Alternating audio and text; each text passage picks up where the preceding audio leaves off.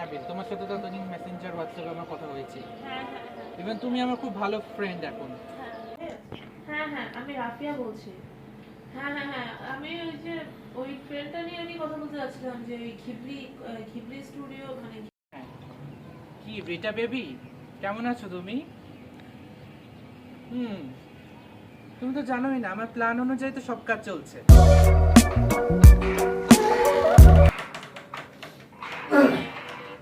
Hello. তো এরপর থেকেই শুরু হলো রাফিয়া আর শাহিদের মিথ্যা প্রেমের গল্প। রাফিয়া আর শাহিদ প্রতিনিয়ত ফোনে কথা বলতো। আমার সাথে এত বড় একটা অপরাধ করলো আর অন্য কাউকে ফাঁসানোর চেষ্টা করছে। কালকে যখন যাব রুফটপে রেস্টুরেন্টে তখন আমি দেখাই দেবো যে শাহিদও এভাবে রাফিয়ার সাথে প্রতিদিন ফোনে কথা বলতো। সেও রাফিয়াকে এতদিনে ভালোবাসতে শুরু করে দিয়েছিল। প্রায় এক মাস। আজকে অনেকদিন পর ওর সাথে দেখা, ভালোই লাগছে। কতদিন পর দেখা হবে।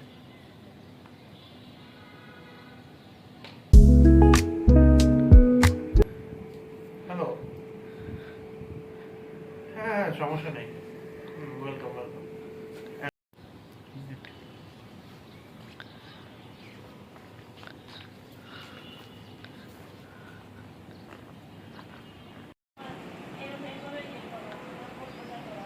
যা করার উনি করছে, তুমি একটা নিরীহ মেয়ের জীবন কিভাবে নষ্ট করছো?